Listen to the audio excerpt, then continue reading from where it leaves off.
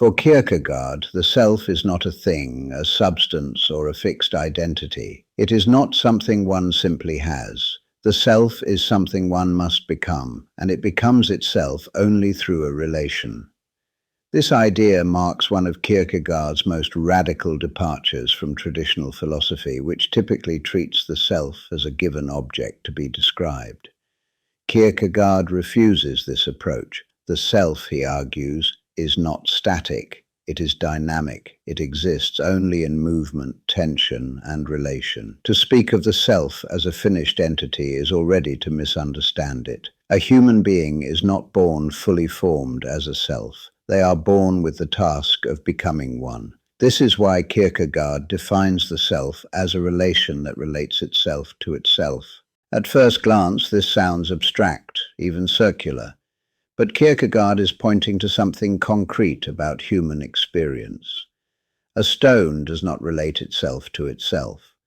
An animal does not stand back from its own existence and ask what it should become. A human being does. The capacity for self-relation is what makes the self possible, and what makes it fragile. The self exists only insofar as it takes itself as an issue. To relate to oneself is not merely to be aware of oneself. It is to take responsibility for how one exists. It is to recognize that one is not simply what one happens to be, but something one must actively become. This is where freedom enters. Because the self is a relation, it is never complete. It is always in the process of becoming itself. That process involves choice, commitment, and risk. One cannot avoid becoming a self, but one can avoid becoming oneself. Kierkegaard believed this avoidance was one of the defining features of modern life. Many people, he argued, live as if they were already finished. They treat their identity as something given by society, profession, relationships, or temperament. They allow external roles to define them, rather than taking responsibility for how they exist inwardly. In doing so, they live without ever fully becoming a self. This avoidance often feels comfortable.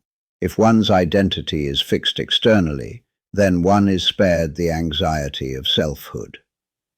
One does not have to ask difficult questions about meaning, responsibility, or commitment. One simply occupies a role and performs it competently. Kierkegaard believed this was a subtle form of despair, not dramatic, but deeply entrenched. To become a self is unsettling. It requires acknowledging that one's life is not predetermined. It requires recognizing that one stands in relation to oneself, and that this relation can succeed or fail. One can relate to oneself honestly or evasively, courageously or fearfully. The self, for Kierkegaard, is therefore not guaranteed. It is something that must be maintained. One must continuously relate to oneself in a way that affirms one's responsibility for one's own existence. This maintenance is never finished. There is no point at which one can say, "I have become a self once and for all." This is why Kierkegaard insists that the self is a task rather than a possession. The self emerges through commitment, through decisions that bind one to oneself over time. Without commitment, the self fragments. One becomes a series of reactions rather than a unified existence. The relation that holds the self together weakens. Kierkegaard believed that modern individuals were especially prone to this fragmentation. Surrounded by endless possibilities, they postponed commitment indefinitely. They drifted between identities, beliefs, and values without ever standing firmly behind any of them. This drift was often mistaken for freedom, but Kierkegaard saw it as the opposite. Freedom without commitment dissolves the self. The self requires continuity. It requires the courage to choose oneself in the face of uncertainty. To refuse this task is not to escape selfhood, but to exist in a diminished form of it, a form marked by inner instability and quiet despair. Understanding the self as a relation, therefore, reframes the entire problem of human existence. It shifts the focus from what a person is to how a person relates to themselves.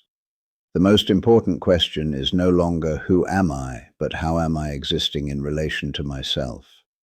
This question cannot be answered theoretically, it must be lived.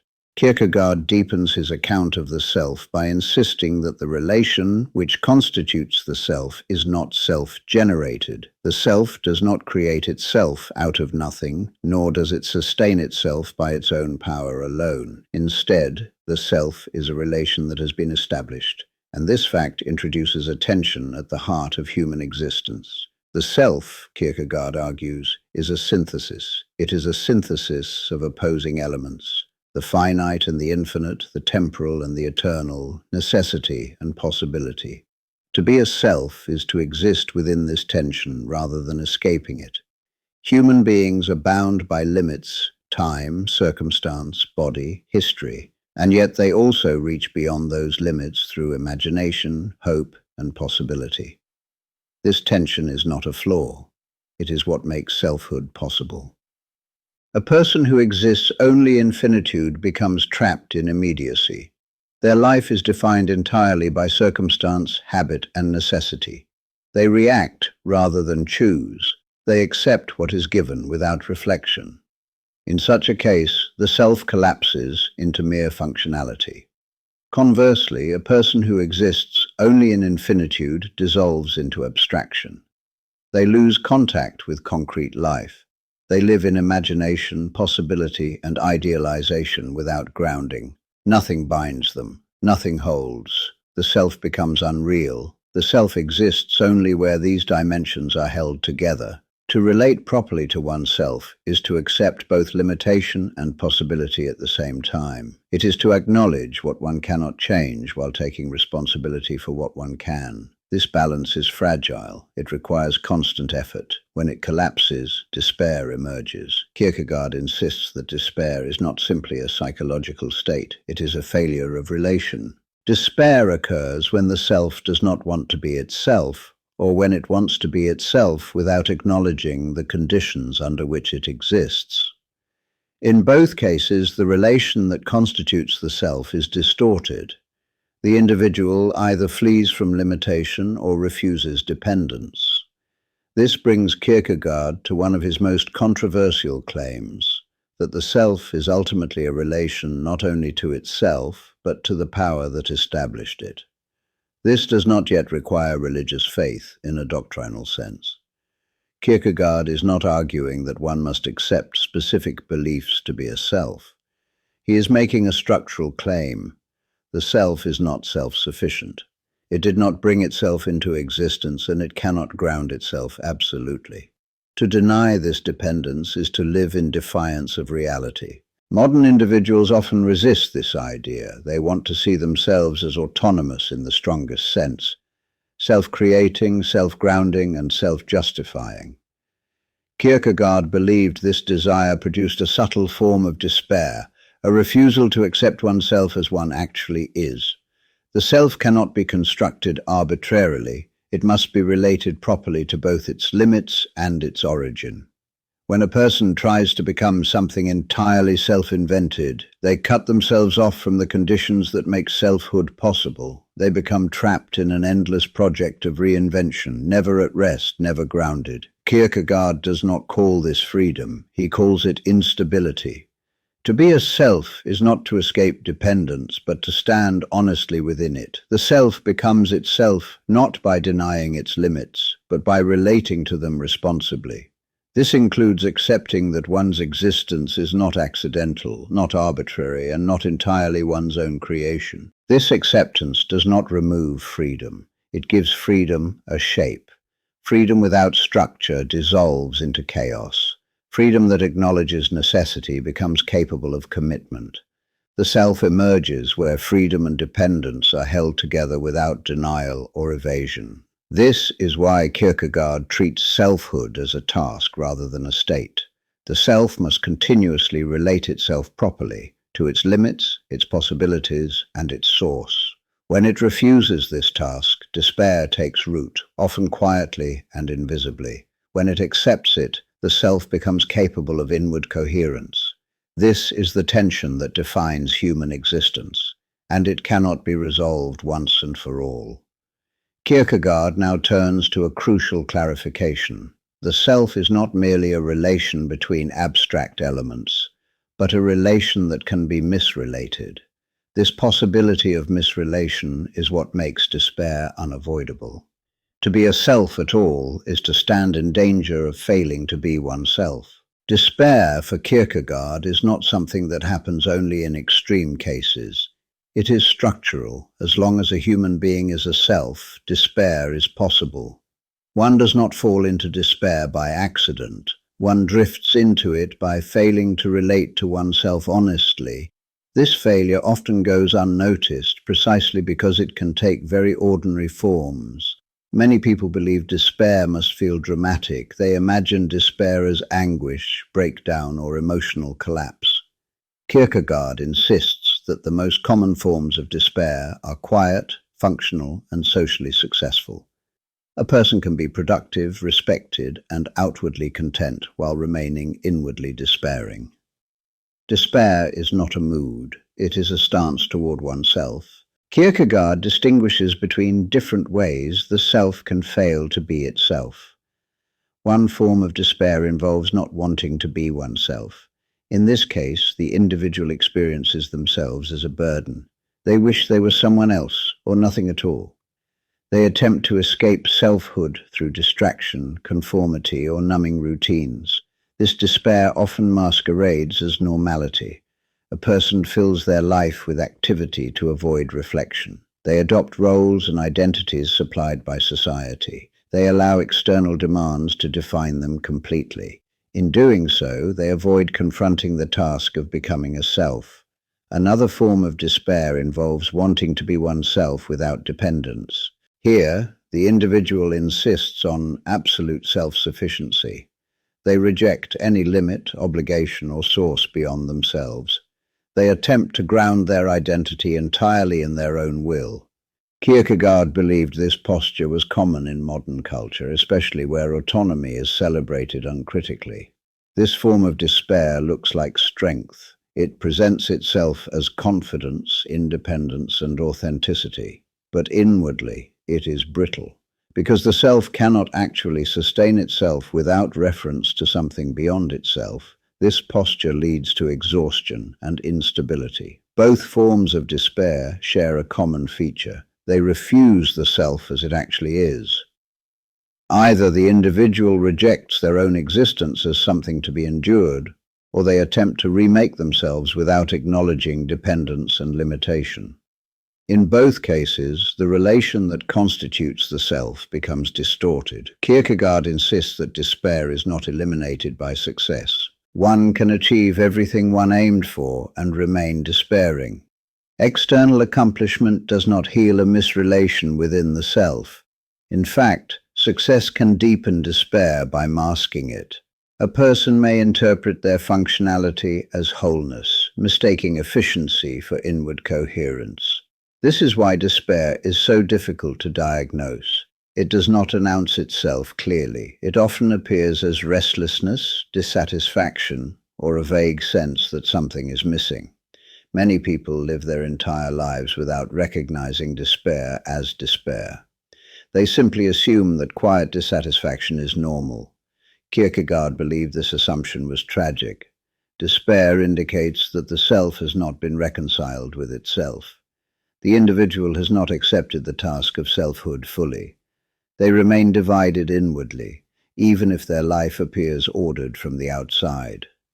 Importantly, Kierkegaard does not treat despair as a moral failing. It is not something to be condemned, it is something to be understood. Despair reveals that the self is struggling to become itself. It is a signal, not a verdict. To recognize despair is already to move toward selfhood. It means the individual has begun to relate to themselves honestly. This recognition can be painful, but it is necessary. Without it, the self remains fragmented and evasive. Despair, then, is not the opposite of selfhood. It is the condition that makes selfhood possible. Only a being capable of relating to itself can despair, and only by confronting despair can the self begin to relate to itself properly. Kierkegaard insists that this confrontation is unavoidable for anyone who takes existence seriously.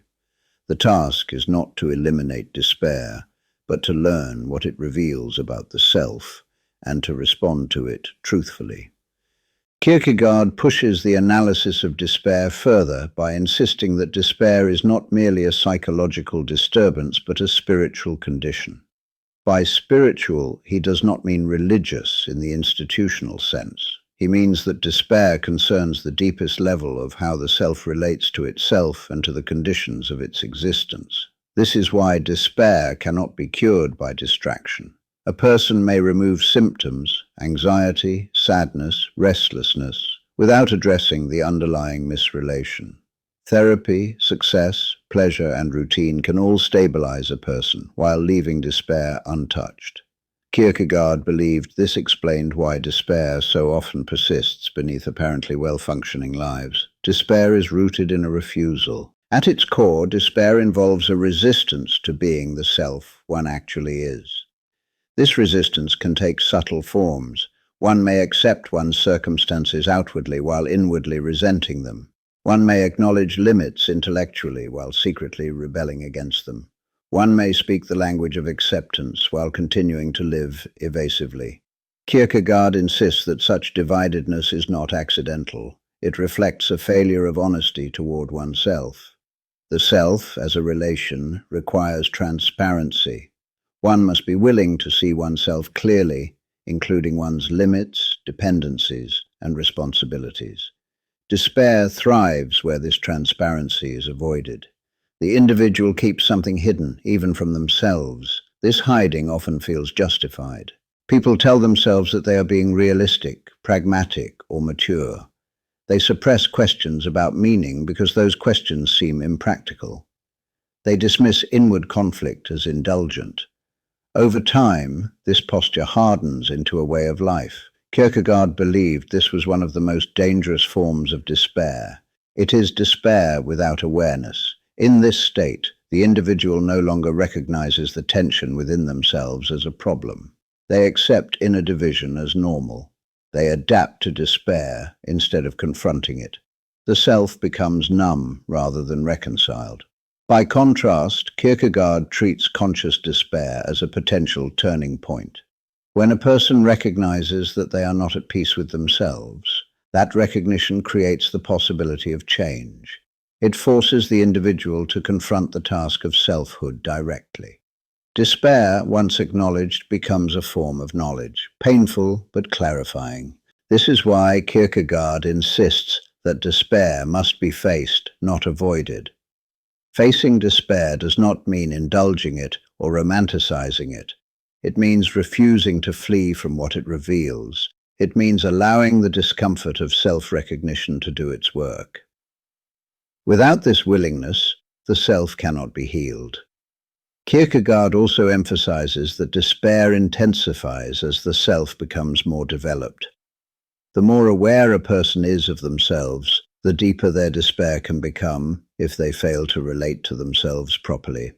Ignorance can shield a person from despair, but at the cost of selfhood. Awareness increases both the risk and the possibility of becoming oneself. This is why despair is inseparable from freedom. A being without freedom cannot despair. Only a being capable of choosing itself can fail to do so. Despair reveals that the self stands at a crossroads, able to relate to itself truthfully or evasively. Kierkegaard believed modern culture encouraged evasion. By prioritizing comfort, productivity, and external success, it taught individuals to manage symptoms rather than confront inward conflict. Despair was treated as something to be suppressed rather than understood. In this environment, the task of selfhood was neglected. For Kierkegaard, this neglect was catastrophic. The self cannot be outsourced. It cannot be delegated to institutions, routines, or explanations. It must be lived inwardly, with honesty and seriousness. Despair is the price of avoiding this task, but also the signal that the task has not disappeared. To experience despair is to be reminded that one is a self, and to take that reminder seriously is the beginning of relating to oneself truthfully. Kierkegaard brings his account of the self to its most decisive point by insisting that the self becomes itself only when it relates properly to the power that established it.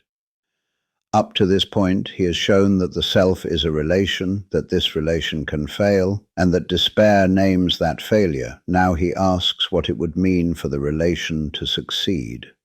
This is where Kierkegaard's analysis becomes uncompromising.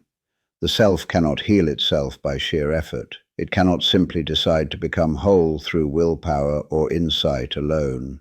Because the self did not create itself, it cannot fully ground itself. Any attempt to do so results in despair, either the despair of refusing oneself or the despair of trying to be self-sufficient. To become oneself, the self must acknowledge its dependence. This dependence is not humiliation, it is honesty. The self exists within conditions it did not choose, its body, its history, its limitations, its finitude. To deny these conditions is to live evasively. To accept them is to make selfhood possible. Kierkegaard insists that true selfhood requires resting transparently in this dependence. Transparency means that nothing is hidden. The individual does not secretly resent their limits while outwardly accepting them. They do not pretend to be autonomous while inwardly rebelling against necessity. They relate to themselves honestly without illusion. This honesty transforms the self. When the self accepts itself as it is, finite, dependent, and responsible, it becomes inwardly coherent. The relation stabilizes. The self is no longer divided against itself. This does not eliminate struggle, anxiety, or uncertainty, but it gives them a place within a unified existence. Kierkegaard is careful here.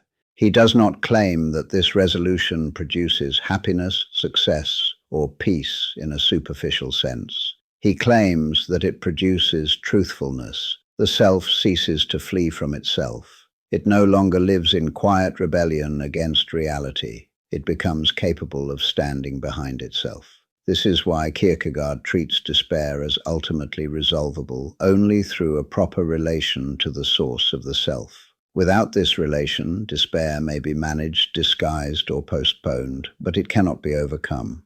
The self will remain inwardly divided, even if life appears stable from the outside.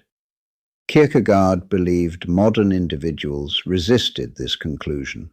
They wanted a self without dependence, responsibility without grounding, freedom without limit. He regarded this desire as the deepest source of despair. It places an impossible demand on the self to be what it cannot be. True freedom for Kierkegaard does not consist in limitless possibility. It consists in willing oneself as one actually is. It consists in embracing both necessity and freedom at the same time. This embrace gives freedom direction and gives the self continuity. The self becomes itself not by escaping tension, but by inhabiting it honestly. This is why Kierkegaard describes selfhood as a lifelong task.